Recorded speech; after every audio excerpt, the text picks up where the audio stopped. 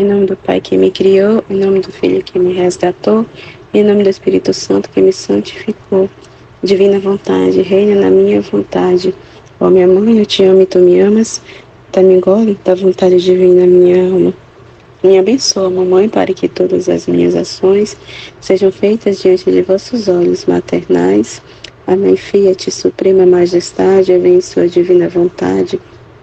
Em nome de todos, do primeiro ao último que existirá na terra, para dar a ti as homenagens que tendes direito, as adorações, os louvores, o amor que cada criatura lhe deve, as ações de graça e fazer todas as reparações por todos e por cada pecado. Vem, Senhor, na tua divina vontade, dou-te a minha vontade humana por meio do imaculado coração de Maria, que possui todos os dons e os frutos da divina vontade. Dai-me a tua divina vontade. Vem, divina vontade, nesta ação que estou a fazer e em todas as ações que eu farei durante este dia. Amém. Fiat. Vinde, Espírito Santo, vinde por meio da poderosa intercessão do Imaculado Coração de Maria, vossa amadíssima esposa e nossa mãe. Amém. Vinde, Espírito Santo, vinde por meio da poderosa intercessão do Imaculado Coração de Maria, vossa amadíssima esposa e nossa mãe. Amém. Vinde, Espírito Santo, vinde por meio da poderosa intercessão do Imaculado Coração de Maria, vossa amadíssima esposa e nossa mãe. Amém. Eu sou nada, Deus é tudo, Pai, eu te amo. Continuação da leitura do livro da Mística Cidade de Deus, capítulo 12. Propagada a linhagem humana, cresceram os clamores dos justos pela vinda do Messias e aumentaram também os pecados. Nesta noite da antiga lei, Deus enviou ao mundo 2 luzeiros para anunciarem a lei da graça. A época da vinda do Redentor. Cresceu grandemente em número a posteridade e linhagem de Adão. Multiplicaram-se os justos e injustos. As súplicas dos santos pela vinda do Redentor e os delitos dos pecadores para desmerecer. O povo do Altíssimo e o tempo para o Verbo se humanar já estavam nas últimas disposições que a divina vontade neles preparara para a vinda do Messias. O reino do pecado, nos filhos da perdição, levara sua malícia quase até o extremo, e chegara o tempo oportuno para o remédio. Aumentara a recompensa e os méritos dos justos, e os profetas e santos padres jubilosamente reconheciam na divina luz estar próxima à salvação e à presença do seu Redentor. Multiplicavam os clamores pedindo a Deus o cumprimento das profecias e promessas feitas ao seu povo. Ante o trono real da divina misericórdia, representavam a longa noite, sabedoria 17:20, que estava a transcorrer nas trevas do pecado, desde a criação do primeiro homem e a cegueira das idolatrias em que se mergulhara o resto da humanidade. O domínio do mal. A antiga serpente havia infeccionado com seu hálito todo o orbe e parecia gozar tranquilamente a posse dos mortais. Estes desatinados da luz, quer da razão natural, Romanos 1:20, quer da antiga lei que poderiam ter conhecido, em lugar de procurar a verdadeira divindade, inventavam muitas falsas. Cada qual fabricava um Deus a seu gosto, sem perceber que a confusão de tantos deuses, mesmo para a perfeição, ordem e tranquilidade, era repugnante. Com estes erros tornavam-se normais a malícia, a ignorância e o esquecimento do verdadeiro Deus. Desconhecia-se a mortal enfermidade e letargia que o mundo estava a sofrer, sem que os míseros doentes nem abrissem a boca para suplicar o remédio. Reinava a soberba, o número dos nécios era incontável. E a arrogância de Lúcifer pretendia tragar as águas puras do Jordão. Jó 40:18. Quando com estas injúrias Deus era mais ofendido e menos obrigado pelos homens.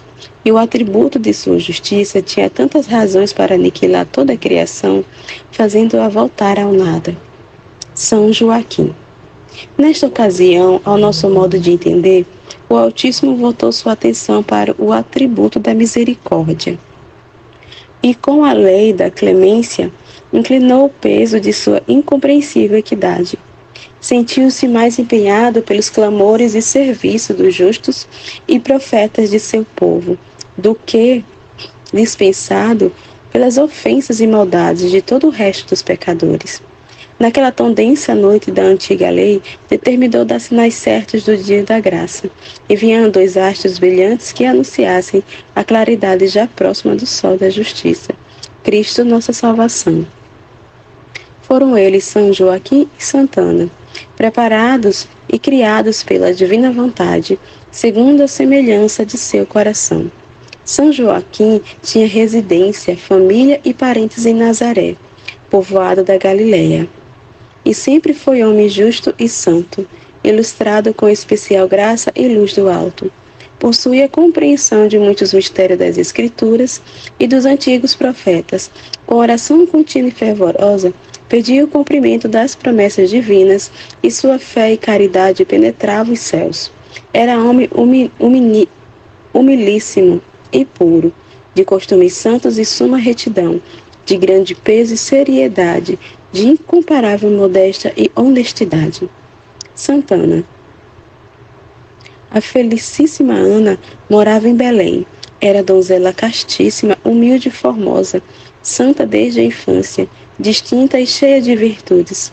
Recebeu também grandes e contínuas ilustrações do Altíssimo.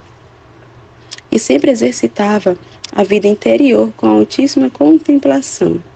Ao mesmo tempo, era muito ativa e laboriosa, alcançando a plenitude da perfeição das vidas ativa e contemplativa. Possuía conhecimentos das divinas escrituras e profunda inteligência de seus ocultos mistérios. Nas virtudes infusas, fé, esperança e caridade foi incomparável.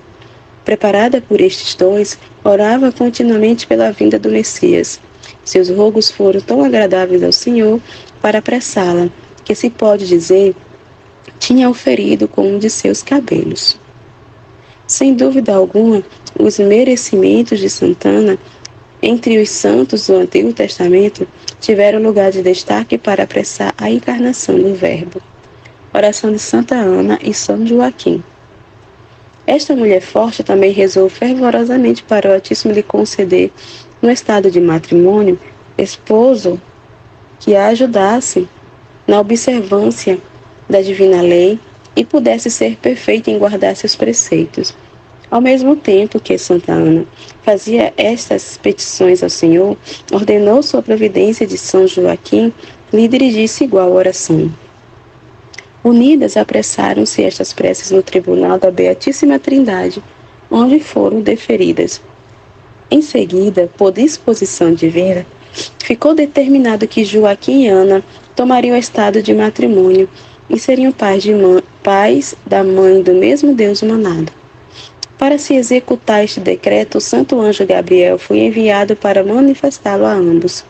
A Santa Ana apareceu corporalmente, estando ela em fervorosa oração, pedindo a vinda do Salvador do mundo e a salvação dos homens. Viu o santo príncipe com grande formosura e luz, produzindo-lhe esta visão alguma perturbação e temor, ao mesmo tempo que júbilo e iluminação interior. Prostrou-se a santa com profunda humildade para reverenciar o embaixador celeste. Este a impediu e animou, pois ela viria a ser guarda da arca do verdadeiro maná, Maria Santíssima, mas do Verbo Eterno, mãe do Verbo Eterno.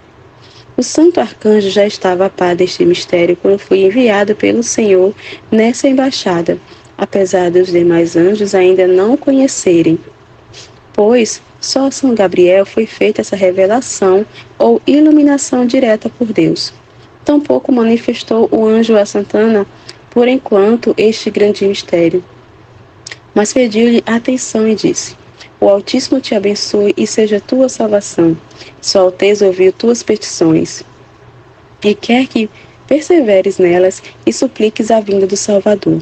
É sua vontade que receba Joaquim por esposo, homem de coração reto e agradável aos olhos do Senhor, e em sua companhia poderás continuar na observância de sua divina lei e serviço. Continua suas orações e súplicas, e de tua parte não faças outra diligência, que o mesmo Senhor providenciará a realização de tudo.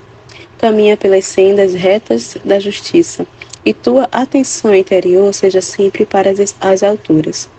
Pede continuamente a vinda do Messias, e alegra-te no Senhor, que é tua salvação. Com isto desapareceu o anjo, deixando-a ilustrada em muitos mistérios da Escritura, e com o espírito renovado e fortalecido. Revelação a São Joaquim. A São Joaquim apareceu e falou o arcanjo, não corporealmente como a Santa Ana, mas em sonhos, compreendendo o homem de Deus que o anjo lhe dizia o seguinte: Joaquim, bendito sejas pela divina destra do Altíssimo. Persevera em teus desejos e vive com retidão e passos perfeitos. É vontade do Senhor que recebas Ana por tua esposa, pessoa abençoada pelo Todo-Poderoso.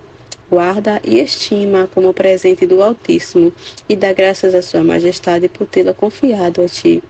Em virtude destas divinas embaixadas, Joaquim logo pediu Ana por esposa e o casamento realizou-se, obedecendo ambos à divina providência.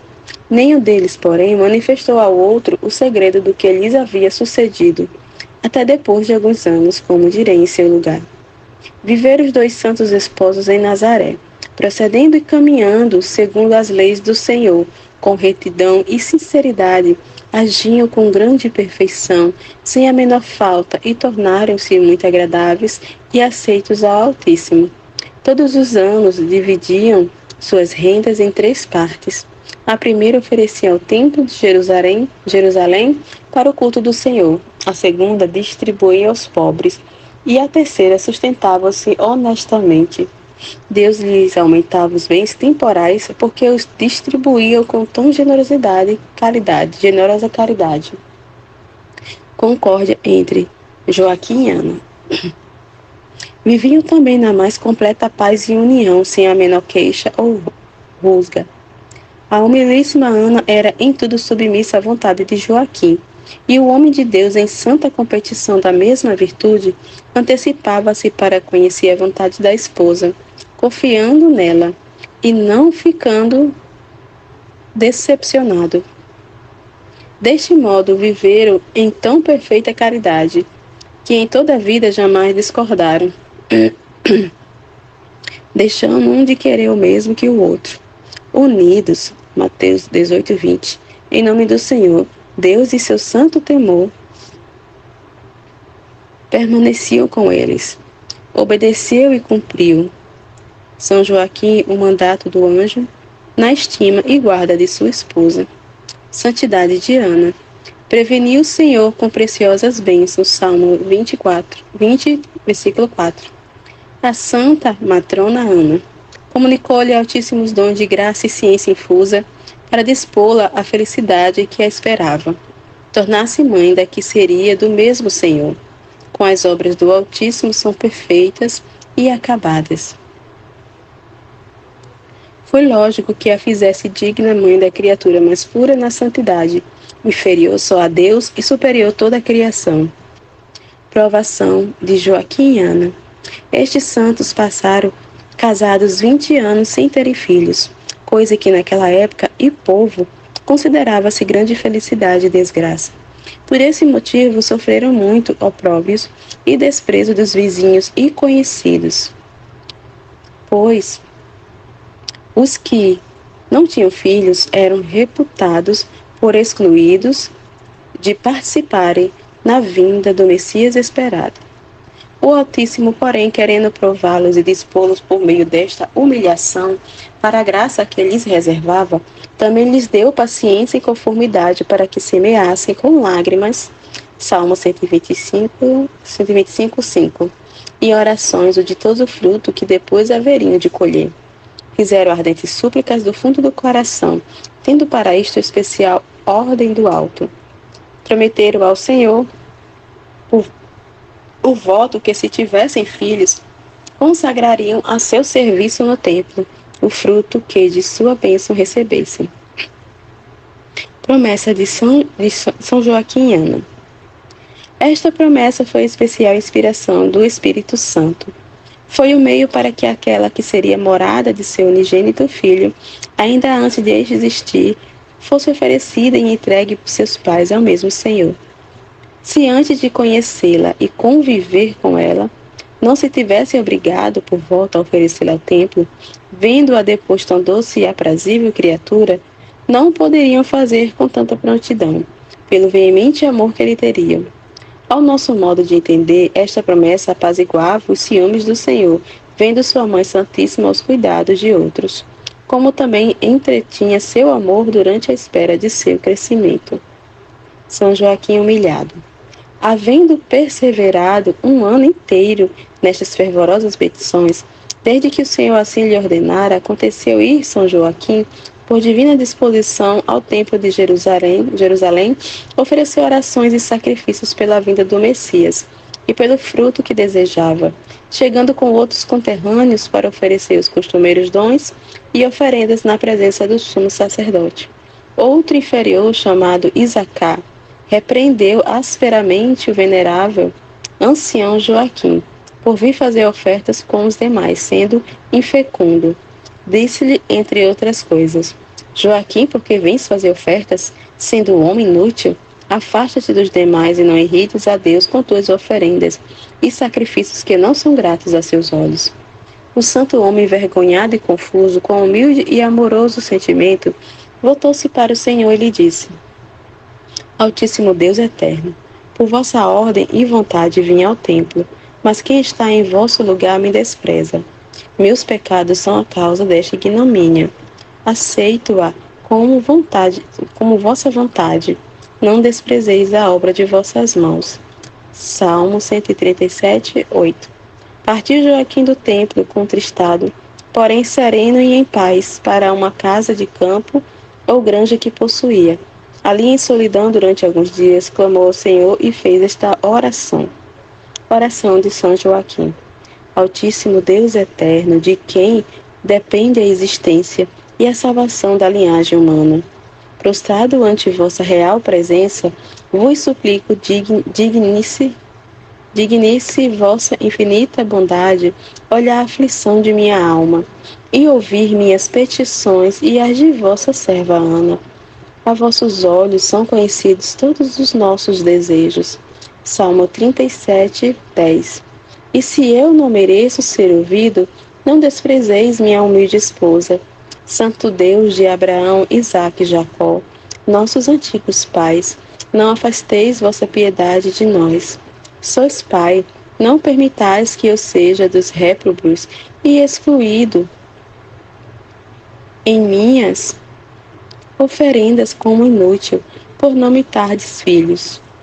Lembrai-vos, Senhor, dos sacrifícios e oblações de vossos servos e profetas, meus antigos pais, e tende presentes suas obras gratas a vossos divinos olhos, já que me ordenais, Senhor meu, pedir-vos com confiança, como a poderoso e rico em misericórdias, concedei-me o que por vós desejo e peço.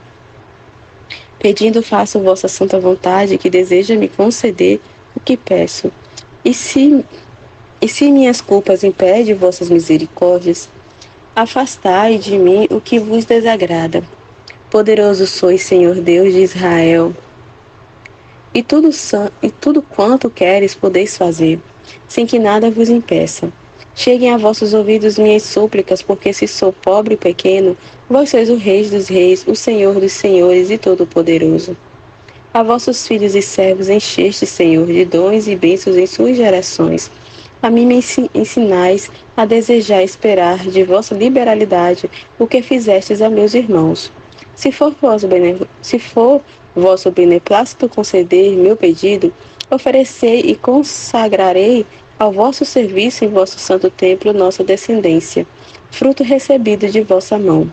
À vossa vontade entreguei minha mente e coração e sempre desejei afastar meus olhos da vaidade.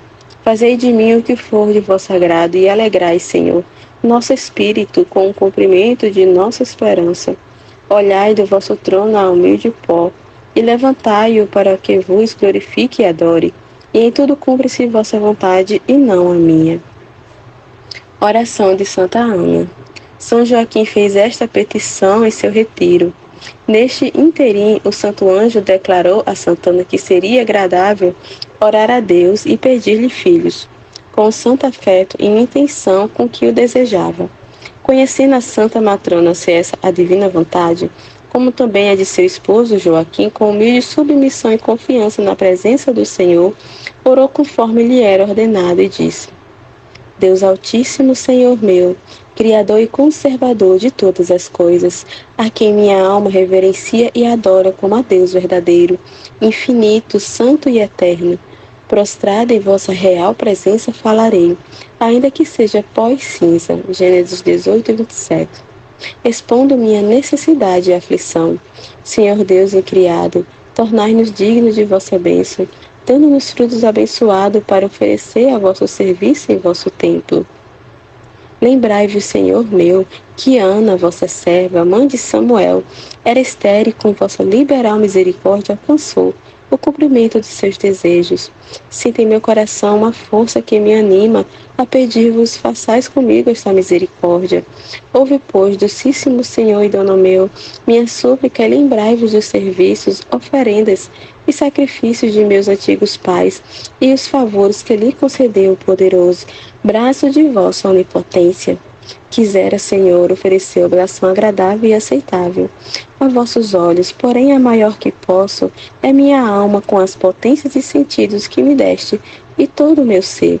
Se olhando-me do vosso real trono, me concedestes descendência, desde já a consagro e ofereço para vos servir no templo. Senhor Deus de Israel, se for de vossa vontade e agrado, olhar esta pobre e vil criatura e consolar vosso servo Joaquim, concedei-nos esta graça e em tudo cumpra-se vossa santa e eterna vontade. Foram estas súplicas feitas pelos santos Joaquim e Ana, da inteligência que delas tive e da santidade incomparável destes felizes pais. Não posso, por minha ignorância e incapacidade, dizer quanto sinto e conheço. É-me impossível referir tudo, nem é necessário, pois o que fica dito é suficiente para meu escopo. Para se ter altos conceitos destes santos, basta medir-los pelos altíssimos fins e mistérios para os quais foram escolhidos por Deus, serem avós imediatos de Cristo Senhor, nosso e pais de sua Mãe Santíssima. Capítulo 13. O santo arcanjo Gabriel anunciou a concepção de Maria Santíssima. Santa Ana foi, para isso, preparada por Deus com uma especial graça. Os princípios da redenção. Os rogos dos santos Joaquim e Ana chegaram à presença e trono da Beatíssima Trindade, sendo aceitos. Foi manifestada aos santos anjos a vontade divina, como se, ao nosso modo de entender, as três pessoas divinas assim lhes falassem. Por nossa dignação, determinamos que a pessoa do Verbo assuma a natureza humana e que nela repare a linhagem dos mortais. A nossos servos e profetas assim revelamos e prometemos para que eles os anunciassem ao mundo. Os pecados dos viventes e sua malícia é tanta que nos obriga a executar o rigor de nossa justiça. Nossa bondade e misericórdia, porém, excede a todas as suas maldades que não podem extinguir nossa caridade. Consideremos as obras de nossas mãos que criamos à nossa imagem e semelhança, para serem herdeiros e participantes de nossa eterna glória. 1 Pedro 3:22. Atendamos aos serviços e agrado de nossos servos e amigos, e aos muitos que hão de existir, grandes em nosso louvor e complacência. Ponhamos ante nossos olhos especialmente aquela que será nossa eleita entre milhares, agradável acima de todas as criaturas, destinada para nossa delícia e beneplácito, e que em suas entranhas há de receber a pessoa do Verbo, para vestir da mortalidade da natureza humana, já que se deverá começar esta obra, pela qual manifestaremos ao mundo os tesouros de nossa divindade. Agora é o tempo aceitável e oportuno para a realização deste mistério. Joaquim e Ana encontraram graça a nossos olhos, porque piedosamente os prevenimos com a virtude de nossos dons e graças.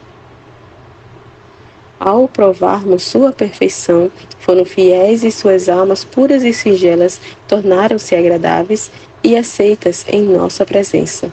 E de Gabriel, nosso embaixador, anuncia-lhes notícias de alegria para eles e para toda a estirpe humana, e participai-lhes como nossa dignação os contemplou e escolheu.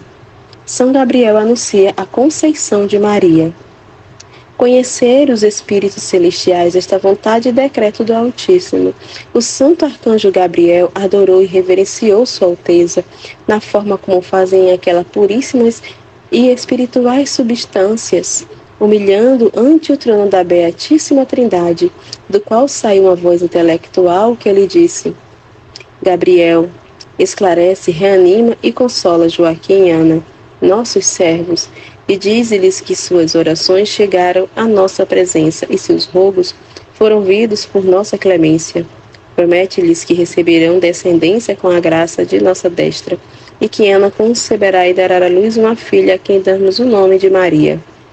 Embaixada de São Gabriel. Com esta ordem foram revelados ao arcanjo São Gabriel muitos mistérios do que pertenciam a esta embaixada. Imediatamente desceu do céu Empírio e apareceu a São Joaquim, que estava em oração, e lhe disse: Homem justo e reto, o Altíssimo de seu trono viu teus anseios, ouviu tuas súplicas e gemidos, e torna-te feliz na terra. Tua esposa Ana conceberá e dará à luz uma filha, e será bendita entre as mulheres. Lucas 1, 42, 48.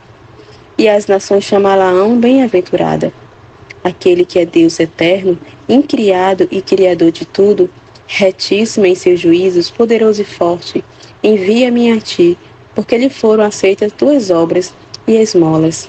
A caridade comove o coração do Todo-Poderoso e apressa suas misericórdias. Quer liberalmente enriquecer tua casa e família com a filha que Ana conceberá, e a quem o mesmo Senhor dá o nome de Maria. Desde sua infância lhe deverá ser consagrada no templo, conforme lhe haveis prometido. Esta filha na vida e obras será prodigiosa, grande, escolhida, poderosa, cheia do Espírito Santo, e pela esterilidade de Ana, milagrosamente concebida.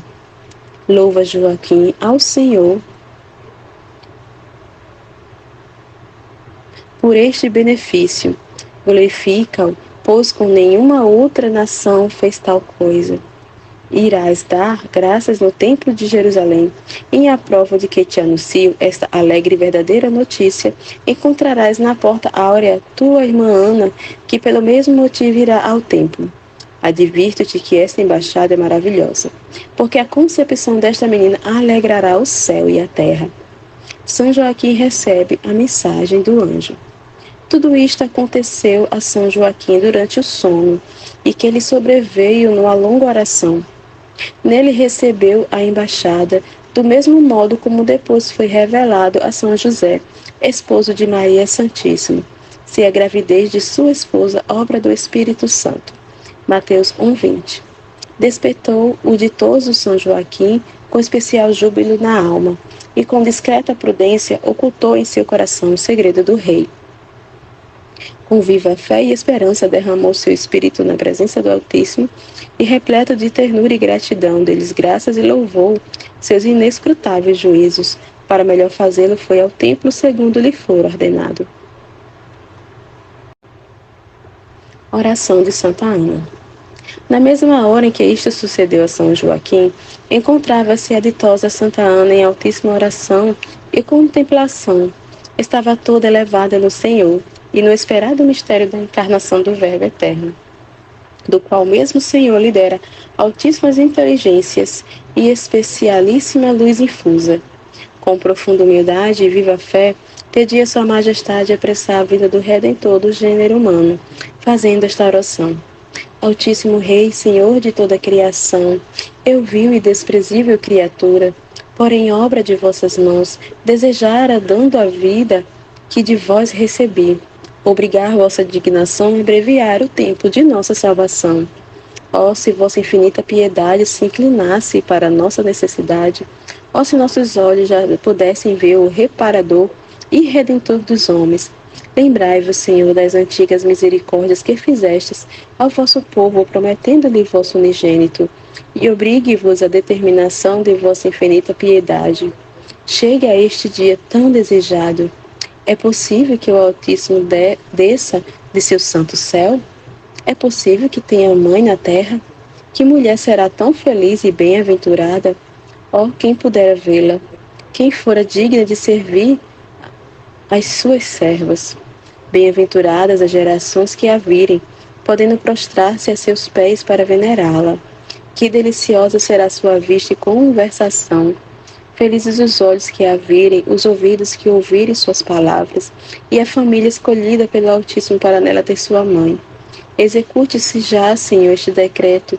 Cumpra-se já vosso divino beneplácito. Semelhanças entre a anunciação da concepção de Maria e a de Cristo. Nesta oração, Icolocos estava ocupada Santa Ana. Depois das inteligências que recebera sobre este inefável mistério, conferia suas reflexões com seu anjo da guarda, que muitas vezes por esse tempo se lhe manifestou com mais clareza. Dispôs o Altíssimo que a embaixada da concepção de sua Mãe Santíssima fosse de algum modo semelhante à que mandaria mais tarde para sua inefável encarnação. Santa Ana estava meditando com humilde fervor naquela que deveria ser a mãe da mãe do Verbo encarnado. E a Virgem Santíssima fazia os mesmos atos para que havia de ser mãe de Deus, como em seu lugar direi. As duas embaixadas foram desempenhadas pelo mesmo anjo em forma humana, ainda que com mais bela e misteriosa figura a Virgem Maria. Mensagem de São Gabriel a Santa Ana.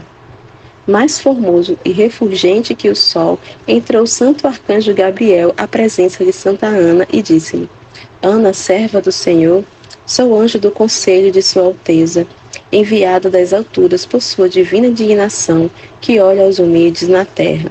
Salmo 137, 6. Boa é a oração incessante e a confiança humilde. O Senhor ouviu tuas súplicas porque está perto. Salmo 144, 18.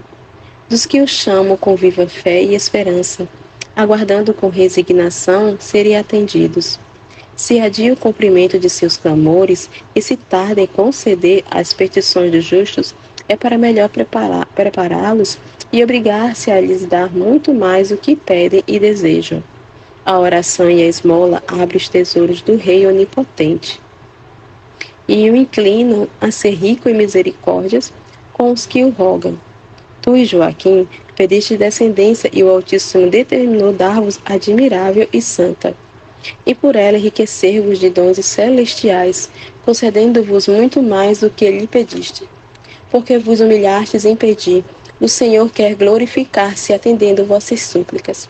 A humilde e confiante, não limitando seu poder infinito. Persevera na oração e pede sem cessar a salvação da linhagem humana, para inclinar o Altíssimo.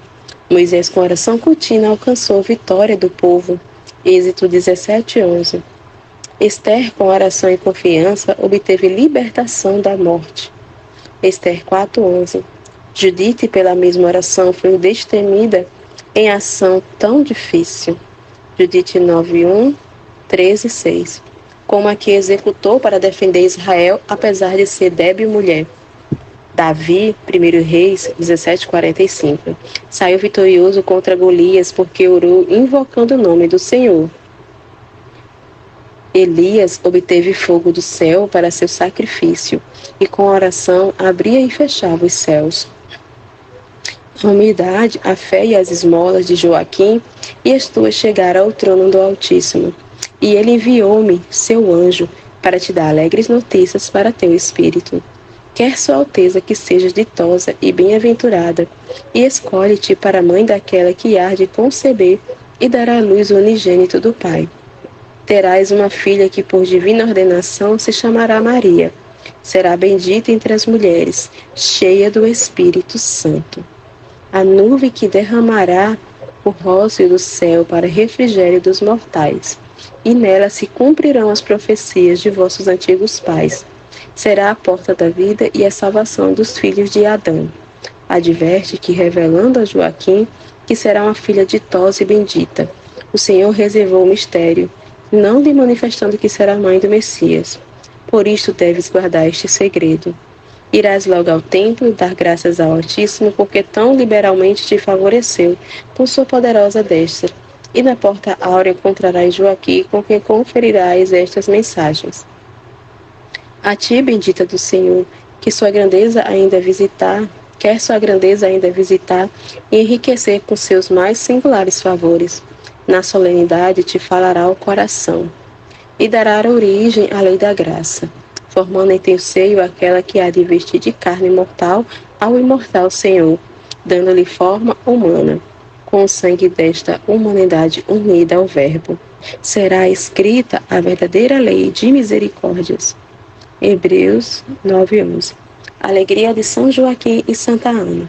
Para que o humilde coração de Santa Ana não desfalecesse, com admiração e júbilo providos por esta embaixada do Santo Anjo, foi confortada pelo Espírito Santo.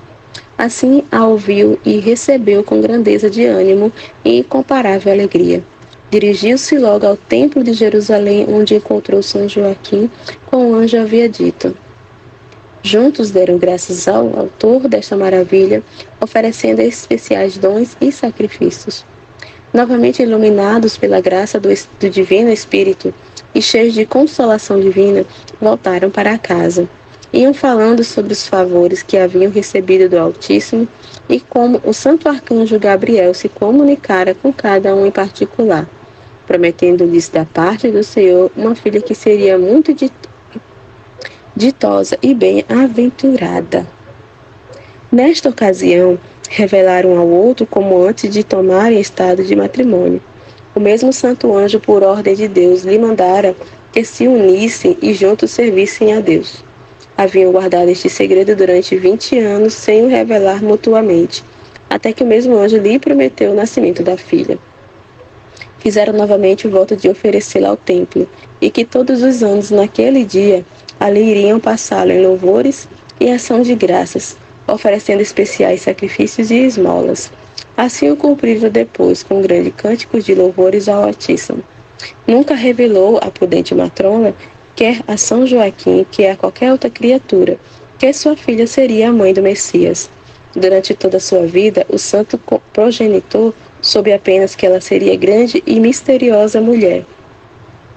Nos últimos instantes antes de sua morte, porém, o Altíssimo lhe revelou, como direi, em seu lugar. Grande inteligência me foi dada sobre as virtudes e santidade dos pais da Rainha do Céu. A fim de chegar ao assunto principal, não me demoro mais em falar sobre os que todos os fiéis devem supor. Revelação a Santa Ana. Depois da primeira concepção do corpo da Mãe da Graça e antes de criar sua alma santíssima, Deus concedeu singular favor a Santa Ana. Por modo altíssimo e intelectual, teve uma visão de Sua Majestade, dele recebendo grandes inteligências e graças para prepará-la como graças especiais. Salmo 20, versículo 4. Purificou-a, espiritualizou-a e elevou sua alma e espírito de tal modo que desde aquele dia nenhuma coisa humana a impediu de permanecer na presença de Deus com todo o afeto de sua mente e vontade. Disse-lhe o Senhor nesta ocasião: Ana, minha serva, eu sou o Deus de Abraão, Isaque e Jacó. Esteja contigo, minha luz e bênção eterna. Criei o homem para elevá-lo do pó e fazê-lo herdeiro de minha glória e participante de minha divindade. Ainda que nele coloquei muitos dons, dando-lhe lugar ao estado muito perfeito, ele tudo perdeu por dar ouvidos à serpente.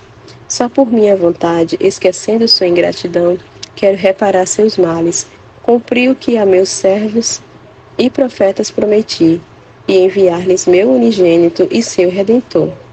Os céus estão fechados, os antigos pais aprisionados, impedidos de ver a minha face e gozar o prêmio de minha eterna glória. Deste modo, a propensão de minha infinita bondade está como coagida por não se comunicar ao gênero humano. Quero já usar com ele de minha liberal misericórdia e dar-lhe a pessoa do eterno Verbo para fazer-se homem, nascendo de mulher que seja mãe e virgem imaculada, pura, bendita e santa sobre todas as criaturas. Desta minha eleita e única faço-te mãe. Resposta de Santana. Os efeitos que essas palavras produziram no cândido coração de Santa Ana não posso facilmente explicar. Foi a primeira dos mortais a quem se revelou o mistério de que sua filha Santíssima seria mãe de Deus, e de seu seio nasceria a eleita para realizar o maior mistério do poder divino. Convinha que assim ela o conhecesse, pois as haveria de dar à luz e criar, e deveria saber estimar o tesouro que possuía. Ouviu com profunda humildade a voz do Altíssimo e com submisso coração respondeu: Senhor Deus eterno, é próprio de vossa imensa bondade e obra de vosso poderoso braço elevar do pó a quem é pobre e desprezado. Salmo 112, versículo 7. Reconheço-me, Altíssimo Senhor, indigna de tais misericórdias e benefícios. Que fará este vil bichinho em vossa presença? Somente posso oferecer em agradecimento vosso mesmo ser e grandeza, e em sacrifício minha alma e potências. Disponde de mim, Senhor, a vossa vontade, pois a ela me entrego inteiramente.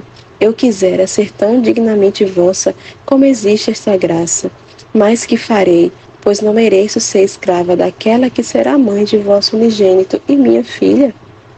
Assim, o reconheço e confessarei sempre. Entretanto, aos pés de vossa grandeza, espero que useis comigo de vossa misericórdia, pois sois Pai piedoso e Deus onipotente. Tornai-me, Senhor, como me desejais, de acordo com a dignidade que me dais. Esta visão foi recebida por Santa Ana no maravilhoso êxtase, no qual lhe foram concedidas altíssimas inteligências das leis natural, escrita e evangélica. Conheceu como a divina natureza do Verbo eterno se uniria à nossa, e como a humanidade santíssima seria elevada ao ser de Deus, e outros muitos mistérios dos que seriam realizados na encarnação do Verbo divino. Com estas ilustrações e outros divinos dons de graça, o Altíssimo preparou para a concepção e a criação da alma de sua Filha Santíssima e Mãe de Deus. Capítulo 14. O Altíssimo revelou aos santos anjos o tempo determinado para a concepção de Maria Santíssima, os que nomeou para seus custódios. Tudo foi feito para a glória de Deus. No tribunal da divina vontade, princípio necessário e causa universal de tudo que existe, decretaram-se e determinaram-se todas as coisas que hão de ser, com suas condições e circunstâncias, sem nada ser esquecido. Depois de estar tudo determinado, nenhum poder criado o poderá impedir. Todos os orbes e seus moradores dependem deste inefável governo, que a todos acode em colaboração com as causas naturais, sem jamais haver faltado nem poder faltar o mínimo necessário. Tudo foi feito por Deus, que o sustentará só por seu querer, e dele depende conservar a existência que deu a todas as coisas, ou aniquilá-las, devolvendo-as ao nada de onde as tirou. Todavia, como tudo criou para a sua glória, e do Verbo manado, desde o princípio da criação foi dispondo os caminhos, abrindo as sendas por onde o mesmo Verbo descesse a tomar carne humana, viria a conviver com os homens e ser o caminho para eles subirem a Deus, procurando-o, conhecendo-o, temendo-o, servindo-o, amando, para depois louvá-lo e gozá-lo eternamente. Criação de Maria.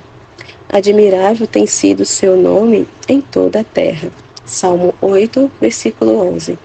E enaltecido na plenitude e congregação dos santos, com os quais organizou um povo digno, do qual o Verbo fosse cabeça.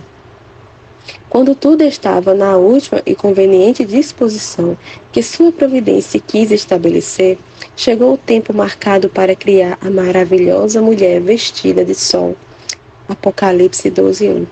Aparecida no céu, e que alegria enriqueceria a terra.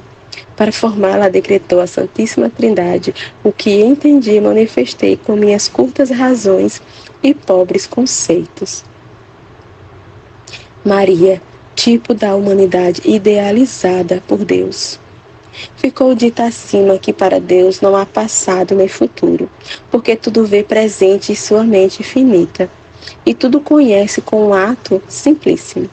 Transpondo-o, porém, a nossos termos e modo de entender, dizemos que ele considerou os decretos que fizera para criar digna mãe à altura da encarnação do Verbo, porquanto o cumprimento de seus decretos infalíveis. Chegando o tempo oportuno e determinado, as três pessoas divinas disseram em si mesmas: já é tempo que comecemos a obra de nosso beneplácito e criemos aquela pura criatura que achará graça a nossos olhos acima de todas as outras. Dotemo-la com ricos dons e somente nela depositemos os maiores tesouros de nossa graça. Todas as outras, por nós criadas, tornaram-se ingratas e rebeldes à nossa vontade, opondo-se, por sua culpa, à nossa intenção de que se conservasse no inicial e feliz estado em que criamos os primeiros homens. Não sendo conveniente que nossa vontade falhe em coisa alguma, formemos em toda santidade e perfeição esta criatura, na qual não tenha parte a desordem do primeiro pecado. Criemos uma alma segundo nossos desejos, fruto de nossas perfeições, prodígio de nosso infinito poder, sem ser ofendida nem tocada pela mácula do pecado de Adão. Façamos uma obra que seja objeto de nossa onipotência, a mostra da perfeição que destinávamos a nossos filhos, e o alvo que pretendíamos atingir a criação. Visto todos haveres prevaricado na livre vontade do primeiro homem, Romanos 5,12, nesta única criatura, restauremos e concedamos o que, desviando-se de nosso querer, eles perderam. Seja a imagem e semelhança unicamente de nossa divindade, e permaneça em nossa presença por toda a eternidade, para a plenitude de nosso beneplácito e agrado. Nela depositaremos todas as prerrogativas e graças que em nossa primeira e condicional vontade tínhamos destinado para os anjos e homens, se tivesse conservado no primeiro estado. Se eles as perderam, renovemo-las nesta criatura, acrescentando a estes dons outros muitos. Assim não ficará sem efeito o decreto que havíamos estabelecido, mas será cumprido com vantagem em nossa única eleita, já que tínhamos destinado o mais santo, o melhor, o mais perfeito e louvável para as criaturas e elas o perderam. Dirijamos o caudal de nossa bondade para a nossa amada. Separemo-la da lei ordinária da formação de todos os mortais, para que nela não tenha parte a semente do inimigo. Quero descer do céu a seu seio e nele com sua substância vestir-me da natureza humana. O Verbo honra sua mãe. É justo e necessário que a divindade infinita em bondade repouse e se vista de matéria puríssima, limpa e jamais manchada pela culpa. Nem a nossa equidade e providência convém omitir o mais decoroso, perfeito e santo possível, já que nada pode se opor à nossa vontade. Sendo Redentor e Mestre dos homens, o Verbo que vai se humanar, fundará a lei perfeitíssima da graça, e por ela ensinará a obedecer e honrar pai e mãe. Mateus 15:4. Como causas segundas da existência natural. Esta lei será praticada, antes de tudo, pelo Verbo divino com aquela que escolheu para mãe, honrando-a e dignificando-a com poderoso braço, ornando-a com o mais admirável, santo e excelente de todas as graças e dons. Entre estes, o mais singular benefício e a maior honra será não sujeitá-la à malícia de nossos inimigos, por isto será livre da morte e da culpa. O Pai Eterno e Maria. Na terra, o Verbo terá mãe? Sem pai, como no céu tem pai sem mãe. Para que haja a devida proporção e consonância entre chamar pai a Deus e mãe a esta mulher, queremos que haja a possível semelhança e relação entre Deus e a criatura. Em nenhum tempo o dragão possa gloriar-se de haver sido superior à mulher, a quem Deus obedeceu como a verdadeira mãe. Esta dignidade de ser livre da culpa devida e conveniente a quem há de ser mãe do Verbo. Para ela será a mais estimável e proveitosa, pois maior bem é santa do que ser apenas mãe. Contudo, sendo mãe de Deus, lhe convém toda a santidade e perfeição. A carne humana que ele há de assumir deve ser segregada do pecado, pois havendo de redimir nela aos pecadores, não há de redimir a sua mesma carne com a dos demais. Unida à divindade, esta carne há de ser redentora, e por isto de antemão deve ser preservada. Para tanto já temos previsto e aceito os infinitos merecimentos do Verbo. Nessa mesma carne e natureza humana queremos que por todas as eternidades o Verbo encarnado seja glorificado em sua humanidade, tabernáculo que recebeu e gloriosamente habitou. Maria será isenta do pecado, mas não do sofrimento. A mãe deste homem-Deus será filha do primeiro homem, mas quanto à graça singular, livre e isenta de sua culpa. Quanto à natureza, há de ser perfeitíssima e formada com especial providência. O Verbo humanado será mestre de humildade e santidade, e para este fim serão meios convenientes os trabalhos que há de padecer, confundindo a vaidade e falácia enganosa dos mortais. Escolheu para si esta herança como tesouro inestimável a nossos olhos. Queremos que nessa herança participe também aquela que será sua mãe, sendo única e singular na paciência e admirável no sofrer. Com seu unigênito oferecerá doloroso sacrifício aceitável à nossa vontade e de maior glória para ela.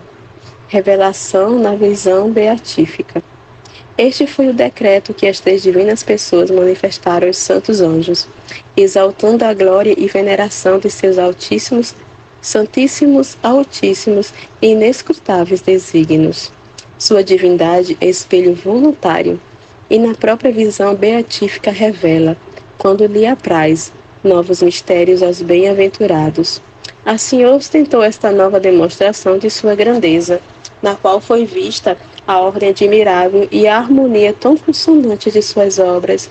Tudo foi consequência do que dissemos nos capítulos antecedentes, quando na criação dos anjos, o Altíssimo lhe propôs a reverência e reconhecimento da superioridade do Verbo humanado e de sua Mãe Santíssima. Chegado já o tempo destinado para a formação desta rainha, convinha que o Senhor, que tudo dispõe com medida e peso, Sabedoria 11:21, não lhes ocultasse este mistério. Os termos humanos e tão limitados de que sou capaz hão de, forçosamente, obscurecer a inteligência que o Altíssimo me comunicou sobre tão ocultos mistérios. Todavia, com minha limitação, direi o que puder, de quanto o Senhor manifestou aos anjos nesta ocasião. Deus revela aos anjos a criação de Maria. Chegou o tempo, acrescentou Sua Majestade, determinado por nossa providência, para fazer surgir a criatura mais agradável e aceita a nossos olhos, a restauradora da primeira culpa da estirpe humana, aquela que esmagará a cabeça do dragão. Gênesis 3:15. Singular mulher que em nossa presença apareceu como um grande sinal. Apocalipse 12:1. E que há de vestir de carne humana ao eterno Verbo. Já chegou a hora, tão feliz para os mortais, de franquear-lhes os tesouros de nossa divindade e abrir-lhes as portas dos céus. Suspenda-se o rigor de nossa justiça nos castigos que até agora temos imposto aos homens. Conheça-se a nossa misericórdia, enriquecendo as criaturas por merecer-lhes o Verbo encarnado, as riquezas da graça e glória eterna. Santa Ana será mãe de Maria. Tenha o gênero humano, redentor, mestre, mediador, irmão e amigo.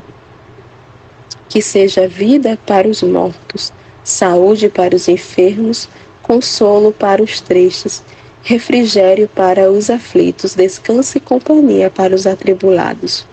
Cumpra-se a profecia de nossos servos e as promessas que lhe fizemos de enviar-lhes o Salvador que os redimisse. Para que tudo se execute segundo o nosso agrado, temos princípio ao mistério escondido desde a constituição do mundo. Escolhamos para a formação de Maria, nossa querida, o seio de nossa serva Ana, para que nele seja concebida e depois criada sua alma ditosíssima. Ainda que sua geração e formação ande-se pela ordem comum da natural propagação, seja diferente na ordem da graça, segundo a disposição de nosso imenso poder. Deus confiou aos anjos a defesa e guarda de sua mãe. Já sabeis que a antiga serpente, depois de ter visto o sinal desta maravilhosa mulher, anda sondando a todas desde a primeira que a criamos. Persegue com astúcia e cilada as que vê mais perfeitas na vida e nas obras, pretendendo encontrar entre elas aquela que lhe arde pisar e esmagar a cabeça. Gênesis 3,15. Quando perceber esta puríssima e inocente criatura e a reconhecer tão santa, empregará todo esforço para persegui-la, segundo o conceito que dela fizer. A soberba deste dragão será maior que sua força. Isaías 16:6.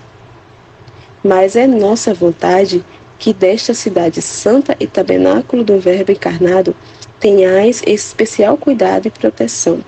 Deveis guardá-la, assisti-la, defendê-la de nossos inimigos, iluminá-la, confortá-la e consolá-la com digno cuidado e reverência, enquanto for viadora entre os mortais.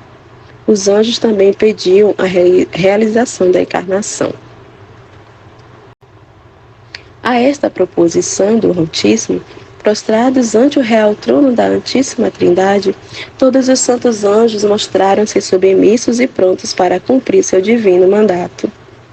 Com profunda humildade, em santa competição, cada qual desejava ser enviado e se oferecia a tão feliz ministério, entoavam novos cânticos de louvor ao Altíssimo, por estar próxima a hora de realizar o que com ardentíssimos desejos haviam suplicado durante séculos. Conheci nesta ocasião que desde aquela grande batalha travada no céu entre São Miguel e o dragão com seus aliados, Apocalipse 12:7, depois da qual estes foram lançados às trevas exteriores e os vitoriosos exércitos de São Miguel, confirmados na graça e glória, começaram estes santos espíritos a pedir o cumprimento dos mistérios da encarnação, que então conheceram. Nestas petições contínuas perseveraram até a hora que Deus lhes manifestou o cumprimento de seus desejos e súplicas. Os anjos alegraram-se por servir a Mãe de Deus. Por este motivo, esta revelação proporcionou aos espíritos celestes novo júbilo e glória acidental. Disseram ao Senhor: Altíssimo e compreensível Senhor e Deus nosso, sois digno de toda reverência, louvor e glória eterna. E nós somos vossas criaturas formadas por vossa divina vontade. Enviai-nos, Senhor, poderosíssimo, para executar vossas maravilhosas obras e mistérios, e em todos e em tudo cumpra-se vosso justíssimo beneplácito. Os anjos escolhidos para o serviço de Maria. Logo nomeou o Altíssimo quais seriam os empregados em tão alto ministério, e escolheu 100 de cada um dos 9 couros, somando 900. Em seguida, nomeou outros 12 para mais frequentemente a assistirem em forma corporal e visível. Levavam dísticos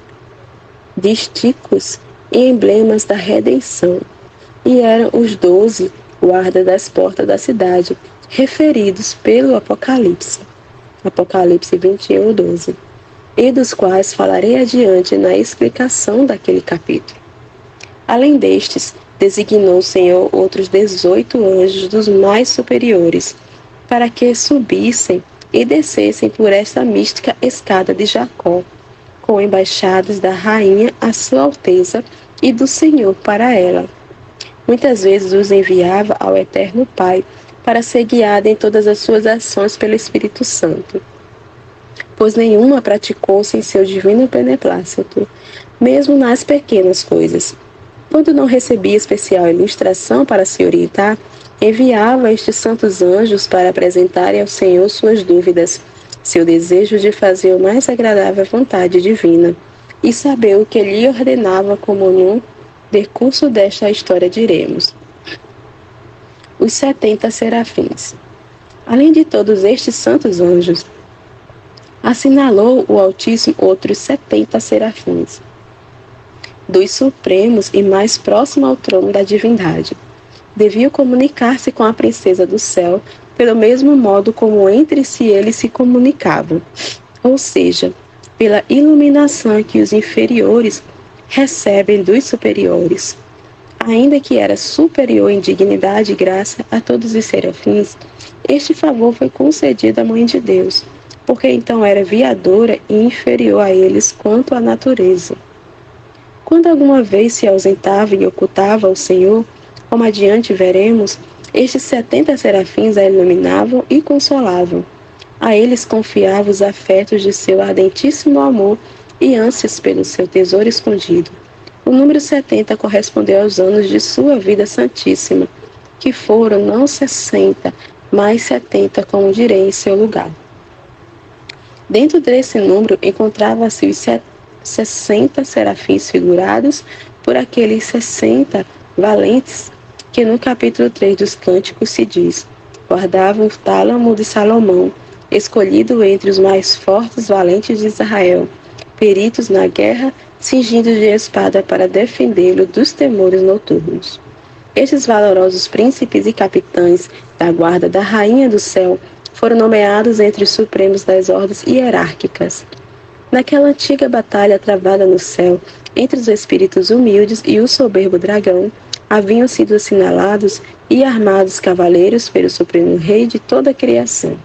Com a espada de sua virtude e divina palavra, pelejaram e venceram a Lúcifer com todos os apóstatas que o seguiram. Neste grande combate e triunfo, estes serafins distinguiram-se no zelo da honra do Altíssimo, como valorosos capitães adestrados no amor divino, e nas armas da graça que lhes foram dadas por virtude do Verbo humanado. Defenderam tanto a honra de sua cabeça e Senhor, como a de sua Mãe Santíssima.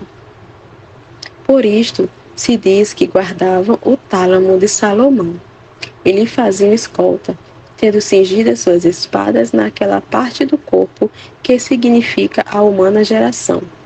Lembra a humanidade de Cristo, Senhor nosso, concebida no tálamo virginal, com o puríssimo sangue e substância deste. 1000 anjos para a custódia de Maria.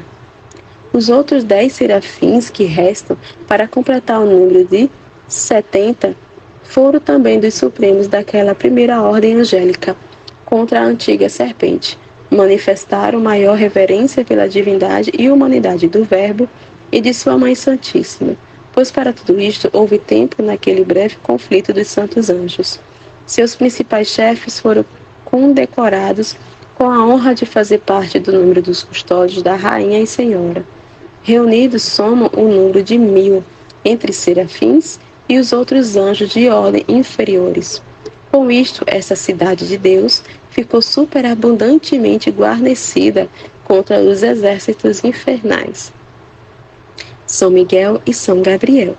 Para melhor ordenar este invencível esquadrão, foi nomeado seu chefe, o príncipe da milícia celestial, São Miguel, que, embora não assistisse sempre como a rainha, muitas vezes a acompanhava e se lhe manifestara. O Altíssimo incumbiu de alguns ministérios como especial embaixador de Cristo Senhor nosso, para atender à guarda de sua Mãe Santíssima. De igual modo, foi nomeado o Santo Príncipe Gabriel para o Eterno, Pai de congregações e ministérios referentes à Princesa do Céu. Isto foi quanto ordenou a Santíssima Trindade para a sua ordinária defesa e custódia. Diferença entre os anjos. Esta escolha foi graça do Altíssimo. Entendi, porém, que nela observou alguma ordem e justiça distributiva. Sua equidade e providência levou em consideração os atos e disposição com que os santos anjos aceitaram os mistérios no princípio, a eles revelados, sobre a encarnação do Verbo e de sua Mãe Santíssima. Reverentes à divina vontade, manifestaram diferentes afetos e inclinações aos mistérios que lhe foram propostos. Não foi igual em todos a graça, a vontade e o sentimento. Inclinaram-se com especial devoção para a união das duas naturezas divina e humana na pessoa do Verbo, velada nos limites de um corpo humano e elevada para ser cabeça de toda a criação. Outros, admirados, comoviam-se de que o unigênito do Pai se fizesse passível e tivesse tanto amor aos homens que se oferecesse a morrer por eles. Outros distinguiam-se no louvor pela criação de uma alma e corpo humano de tanta excelência, que fosse superior a todos os espíritos celestiais, e dessa criatura tomasse carne humana, o Criador de todos. De acordo com estes afetos e como sua recompensa acidental, foram os santos anjos escolhidos para o serviço de Cristo e de sua Mãe Puríssima, de modo semelhante como serão premiados com as respectivas auréolas, o que nesta vida se distingue em alguma virtude. Por exemplo, os doutores, as virgens e etc. Distintivos dos anjos. Segundo estas diferenças, quando se manifestavam corporalmente a Mãe de Deus, estes santos príncipes, como direi adiante, ostentavam divisas. Representavam umas a encarnação, outras a paixão de Cristo, Senhor nosso, e outras a mesma rainha, sua grandeza e dignidade. A princípio ela não a entendeu, porque o Altíssimo ordenou a estes santos anjos não lhe revelasse que viria a ser mãe do seu unigênito, até o tempo determinado por sua divina sabedoria. Apesar disso, sempre deveriam tratar com ela sobre estes mistérios da encarnação e redenção humana, para afervorá-la e incliná-la a pedi-las. Incapaz é a língua humana, e insuficientes meus curtos termos e palavras para manifestar tão alta luz e inteligência. Amém, Fiat.